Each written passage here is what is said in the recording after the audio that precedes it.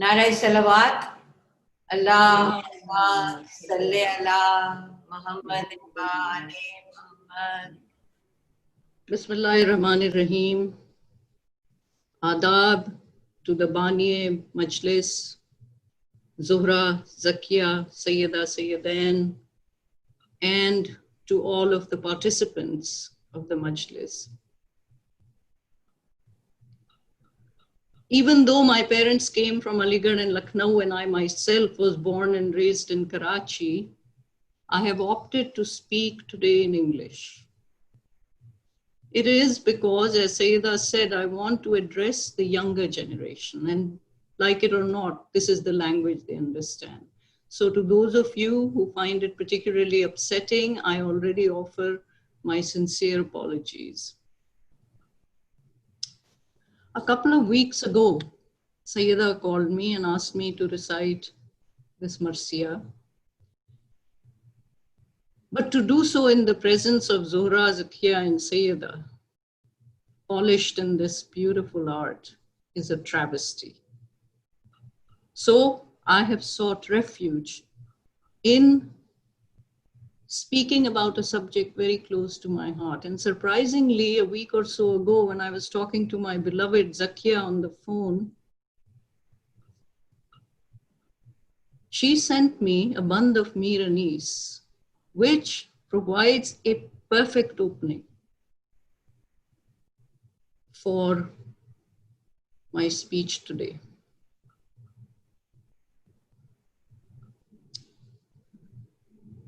हुसैन जब के चले बाद दोपहर रन को, न था कोई के जो थामे रकाबे तौसन को.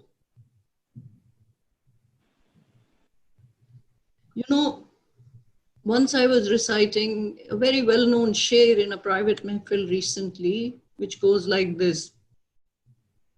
क्यों वो सयाद किसी सैद पे तौसन डाले, सैद जब खुद ही चले आते हों गर्दन डाले.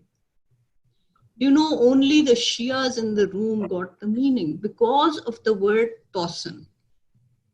It means a horse. It's not an easy word to remember, but Shia children who have grown up listening to the grand poetry of Anis and the Bir can be surprisingly at home with these unfamiliar phrases and words. Hussain जब के चले बाद दोपहर run को, न था कोई कि जो थामे रकाबे तौसन को. सकीना झाड़ रही थी अबा के दामन को, और हुसैन चुपके खड़े थे झुकाए गर्दन को.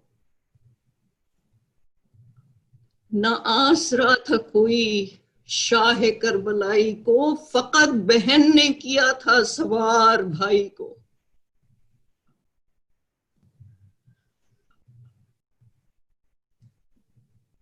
The genius of Anis is on full display in every word of this band.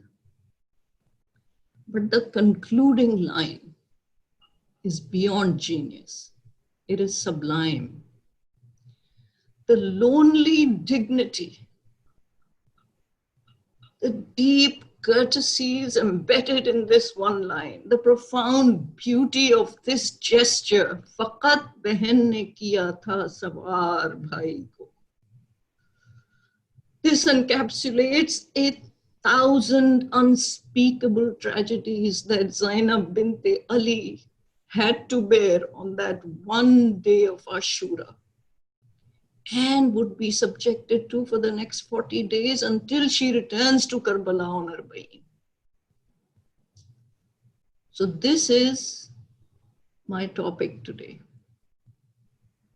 Profiles in courage, Zaineb binte Ali and the women of Karbala.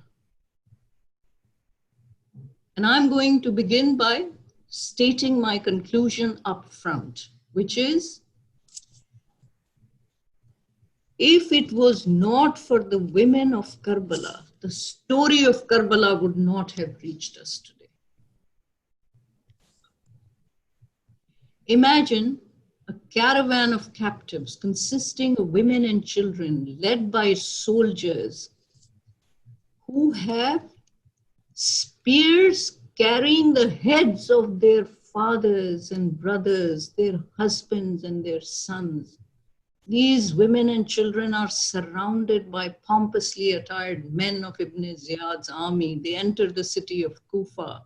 The public has collected in the square to watch the spectacle, having no idea what has just transpired.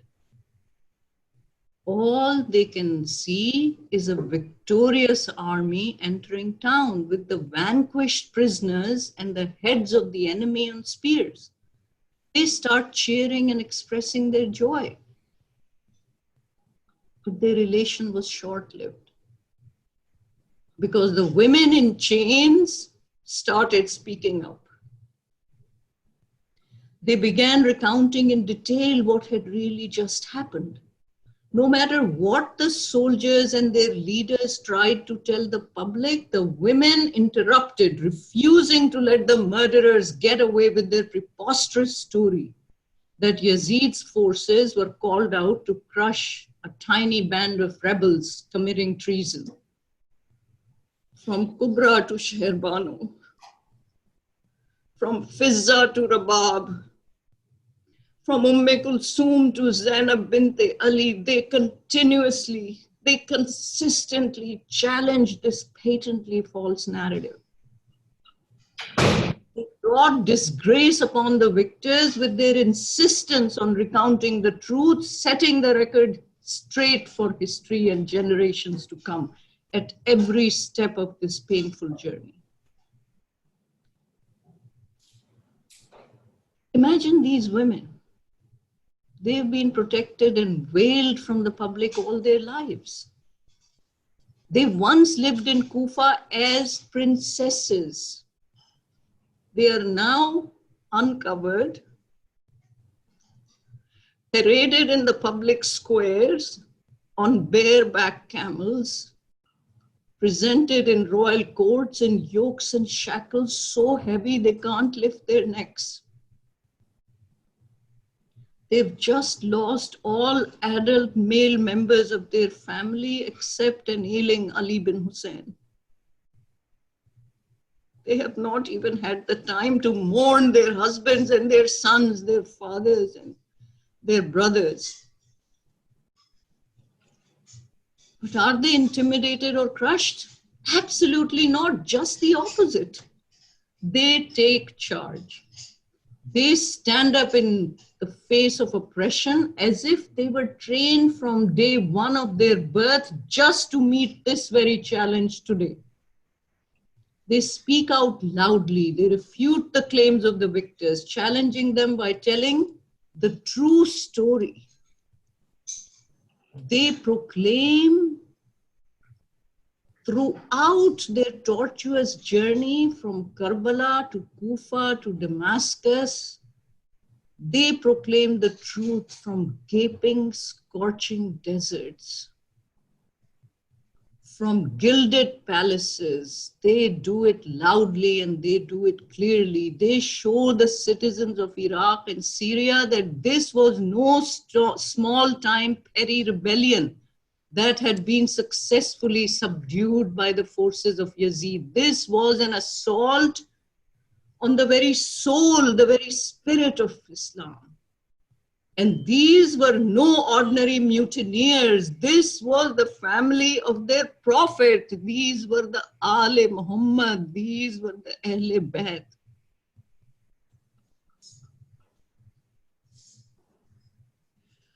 And you know, the women could not have a better leader than Zaineb binte Ali, who inspired them to manifest astounding postures of courage. She led them through words and through deeds. She serves as their protector. She provides the helium to lift up their spirits. She gave them strength, and she gives them moral support.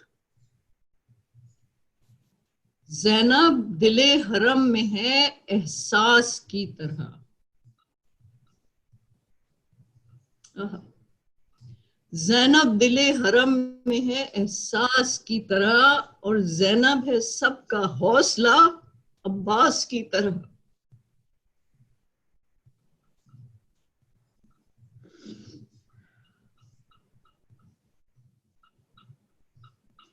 Manacled, bareheaded, ostensibly a prisoner in chains, Zainab binte Ali faced the crowds in Kufa. Just think of the context in which she is speaking. She's a prisoner of war, surrounded by victorious, high-ranking armed soldiers. Her words could incite the enemy's wrath and invite fresh attacks that could prove to be fatal to the capital. But she remains fearless. Also remember that she's speaking to the Kufis, who understand precisely the revered place of her father, Imam Ali. No one could feel the weight, the gravity, and the profundity of the tragedy of Karbala more acutely than these very citizens of Kufa.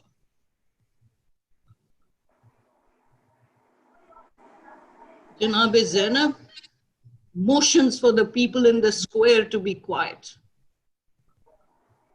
बस एक नजर से वक्त के फिरौन cut गए.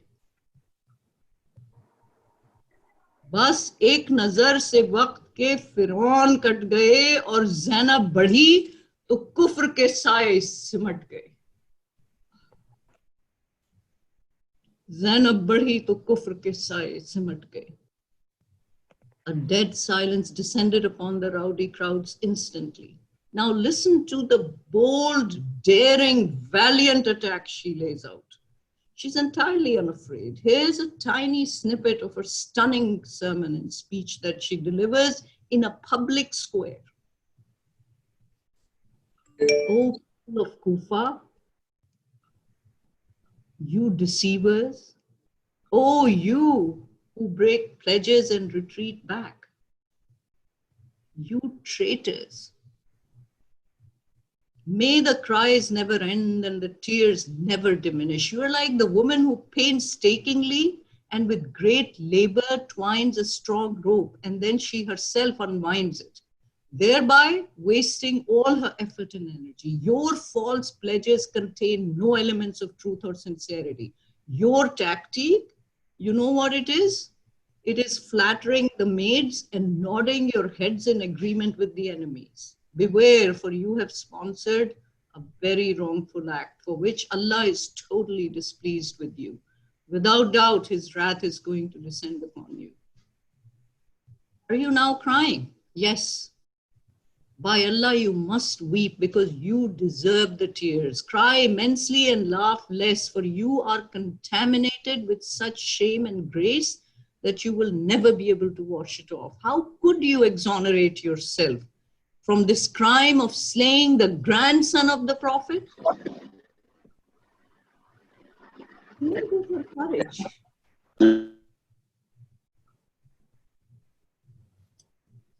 I want to address the young women and men who are listening to this majlis, who are listening to my words. You can never find a better role model. If the story of Zainab binte Ali became more widely known, nations from east to west, from north to south would be building monuments for her. How fortunate for you that you belong to a family, to a culture, to a tradition that introduces you literally from the day of your birth and constantly reminds you throughout your life of the deeds of this extraordinary woman. Wow, here is a woman of staggering importance.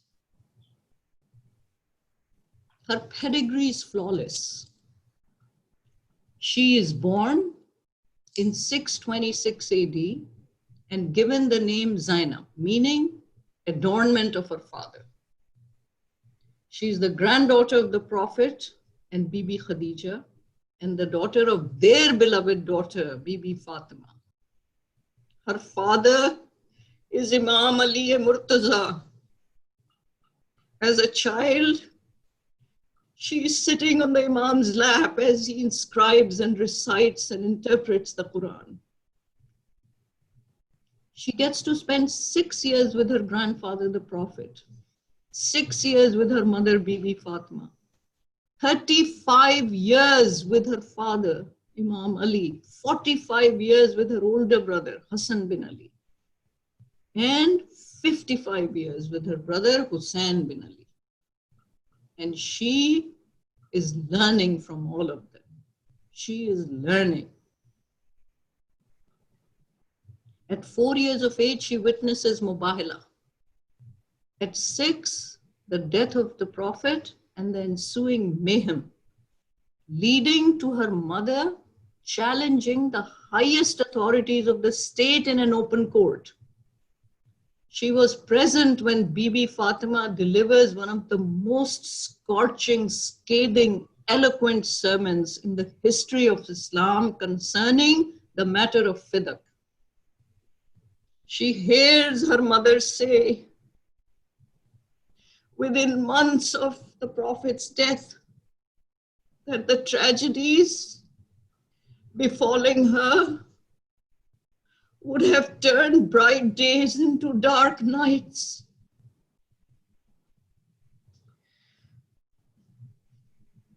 She witnesses the murder of her own mother when the Muslims stormed the house weeks after the Prophet's death, breaking down the door on her mother, forcing her to miscarry the youngest son, Hazrat Mohsin, and then never recovering from the fractured bones and the horrible illness that ensued. Within 6 months of her father's death, Bibi Fatima is dead. Zaineb is watching. For 24 years, she then watches her father as he quietly retreats from matters of state and busies himself with reading, writing, interpreting the Quran.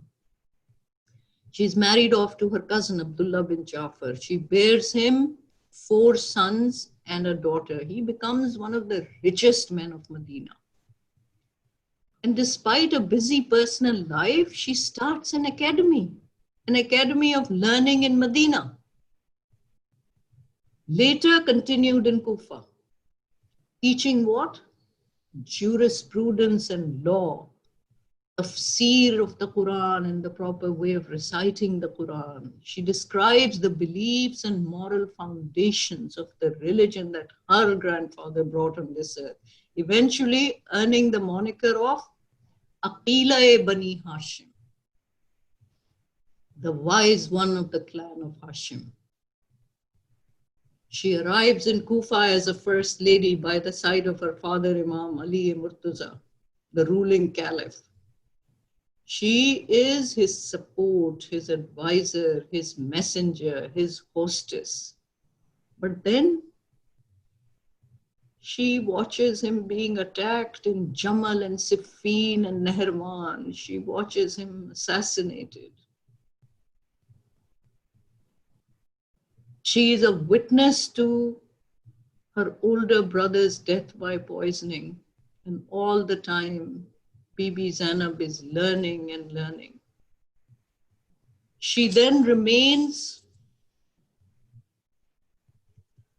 by the side of her brother, Imam Hussein, in Medina. And for the next 10 years, brother and 2 sisters have to listen to heinous attacks of speeches of hate, curses and tabarra heaped upon their father, Imam Ali, humiliating him and his family by the order of the ruling Umayyads from every member, every pulpit, every mosque, and every state institution. For 10 long years, she remains patient. She has been seeing the best of times, and she's also seeing the worst of times. But even all this is not enough. She is still being prepared for her ultimate test. And that test is upon her as she accompanies her brother Imam Hussein bin Ali to Karbala. She sacrifices her sons for the cause, but does not shed a single tear for them. She only cries for Ali Akbar and Ali Asghar, for her brothers Abbas bin Ali and Hussein bin Ali. She saved the life of the prevailing Imam Zainul Abidin, Ali bin Hussein, not only as he lay weakened by illness on that accursed night called Sham-e-Gharima, she saves his life multiple times in the courts of Ibn Ziyad and of Yazid, shielding his frail body with her own, ready to give up her life for him. She guards the women and children starting on the 10th of Muharram, the night of the 10th. From that moment on, every night until they return back to Karbala and then to Medina, Zainab is counting the children and the women every night. Through it all, she remains the moral compass of the family. Her journey onwards from Karbala is all the more challenging because until his last breath, Hussein bin Ali at least has sister by his side to support and counsel him. But no one is with our Bibi Zainab when she begins her grief-stricken, anguished, tormented trip to Kufa and Sham. Her test begins when she says farewell to Karbala. Afla Karbala se chal nikla.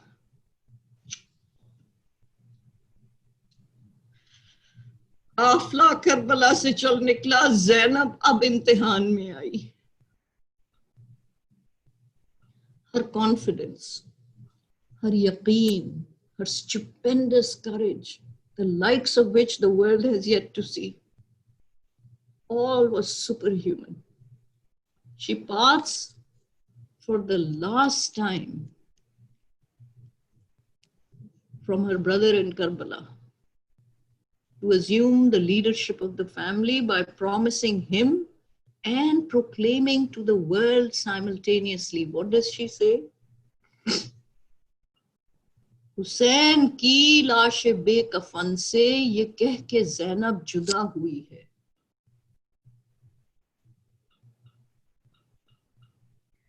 Hussain की लाश बेकफन से ये कह के ज़ैनब जुदा हुई है, जो तेरे मक्तल में बच गया है वो काम मेरी रिदा करेगी.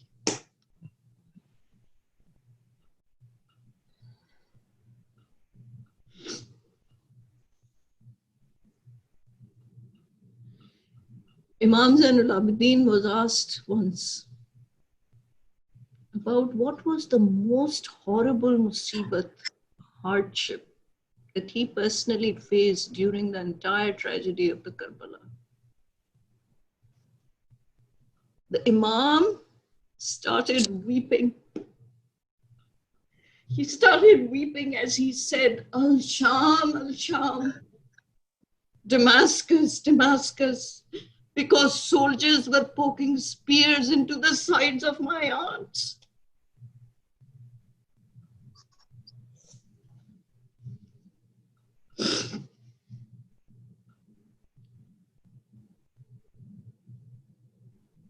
After Kufa, Zainab binte Ali has to face Yazid in Damascus as he sits on the grand throne surrounded by all the glory and the pageantry afforded by the presence of ambassadors and dignitaries of state.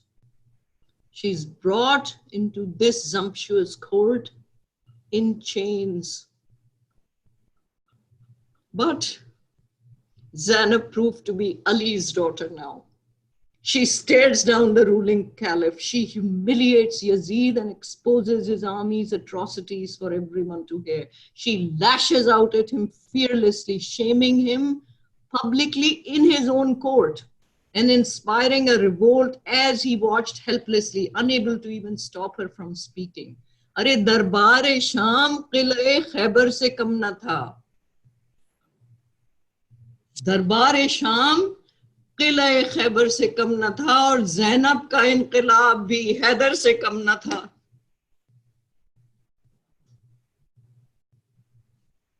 Zainab का इनकलाब भी हैदर से कम न था. What inqilab? Yazid pointed at her and asked, "Who is this arrogant woman?" All the audience paused, but the woman rose to answer. "Why are you asking them? Ask me. I'll tell you who I am. I am Muhammad's granddaughter. I am Fatima's daughter. I am Ali's daughter." People in the court were stunned, impressed, amazed. She then proceeded to deliver a magnificent sermon, quoting the Quran and invoking her grandfather and her father, leading the attendees stunned into silence and disbelief. It's absolutely a glorious sermon. I urge all of you to revive your spirits in this month of Muharram by reading and rereading this sermon over and over again. You will see how much strength you will get from it. At one point in the sermon, Bibi Zainab directly asks Yazid in her withering, biting, clear voice, "Oh, son of freed people, is it justice that you keep your women and slave girls in seclusion, but have made the helpless daughters of the Holy Prophet ride on swift camels and given them in the hands of the enemy so that they may take them from city to city?" Her force was such that even the Jews and Christians present in the court jumped to their feet in loud protests.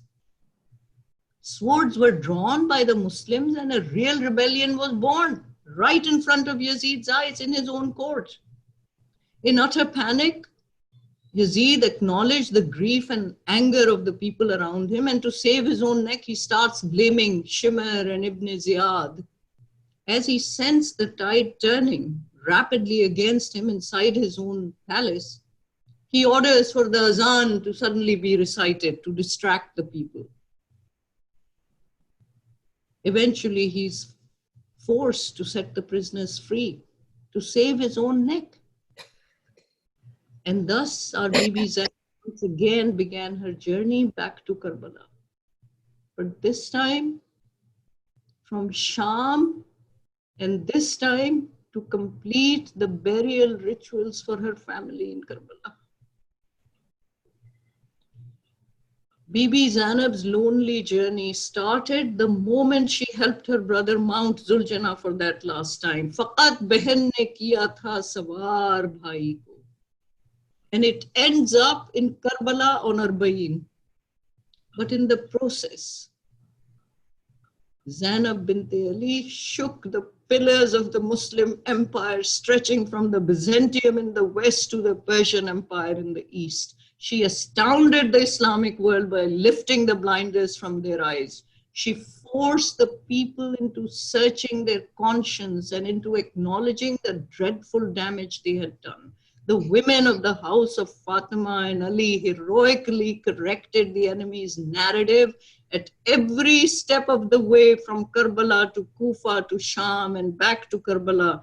And one striking, splendid figure stood above them all, Zainab binte Ali.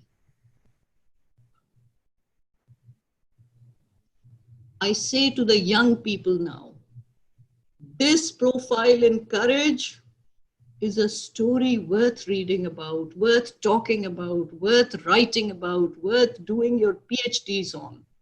Be inspired by the incomparable acts of valor manifested by the women of Karbala. Whenever you feel overwhelmed by the slings and arrows of outrageous fortune, think of the women of Karbala and the enormity of what they had to face, and with what composure and what dignity, what courage they conducted themselves. Try to emulate these role models. Face down your oppressors today. Call out the despots and the tyrants. Reject the slurs and indignities being heaped upon women and children today. question every big, every small cruelty, and refuse to accept the unjust, undeserved acts of malice and injustice meted out on the basis of religion, of color, of gender, of caste. Learn from the brave acts of the women of Karbala and study their profiles and courage to inspire your passions to fight for the rights of the weak and the infirm, to defend the beleaguered, and to work continuously. Work hard, young people, to achieve a just and moral society based on high values of decency and civility. Do not be afraid to challenge power. Do not be afraid of the orthodoxy. Remember the words of Josh Malia Abadi. अरे जाओ कह दो ये हुकूमत के निगहबानों से, Karbala एक अबदी जंग है सुल्तानों से.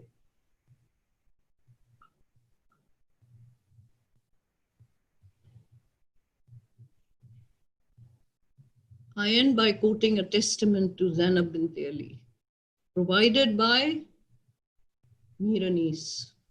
We began with Anis, we end with Anis.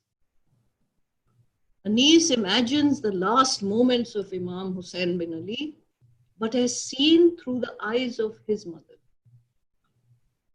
The wail of anguish that comes from Bibi Fatima in that moment is all the more haunting, all the more heartbreaking, because in these lines, she calls out to the Prophet, addressing him not as her father, but she calls him by his name. Better lines have yet to be written. अरे जंगल से आई फातिमा जहरा की ये सदा, उम्मत ने मुझको लूट लिया बा मोहम्मदा. इस वक्त कौन हक़ रिफाकत करे अदा, है ये जुल्म और दो आलम का मुक्तदा. And then, in an absolutely stunning appeal that has echoed through centuries and generations, who does Bibi Fatima invoke for help as her son lay dying? अरे 1900 है जख्म तने चाक चाक पर, ज़ैनब निकल हुसैन तड़पता है खाक पर. And then Anis describes what happens next. पर्दा उठा के बिनते अली निकली नंगे सर, लर्ज़ां कदम खमीदा कमर, गर्क़ खून जिगर. चारों तरफ पुकारती फिरती थी नौहगर, ए करबला बता तेरा मेहमान है किधर. अम्मा कदम अब उठते नहीं तशना काम के, पहुंचा दो लाश पर मेरे बाजू को थाम के. और बिनते अली तो पीटती फिरती थी नंगे सर, कटता था नूर चश्मे अली का गला उधर. ज़ैनब को मना करते थे हर चंद अहले शर, लेकिन वो दौड़ी जाती थी भाई की लाश पर. पहुंची जो कत्ल गाह में इस रोक टोक पर, देखा सरे हुसैन को नेज़े की नोक पर. I ask you to please stand up and recite these last lines standing up. भैया सलाम करती है ख्वाहर सलाम लो, और चिल्ला रही है दुख्तरे हैदर सलाम लो. सूखे लबों से बहरे पैगंबर सलाम लो, और क्यों कर जिएगी ज़ैनबे बुस्तर सलाम लो. The Bani Majlis at Sayyida and Manzil, mourners from all over the world, let us offer our salam to Bibi Zainab and to the women of Karbala. May your strength and your courage, Bibi Zainab, especially impart the same courage to the young men and women for all times to come. Allahumma salli ala Muhammadin wa ali Muhammad, Matame Hussain. नारे सलावत. Allahumma Allahumma salli ala Muhammadin wa ali Muhammad.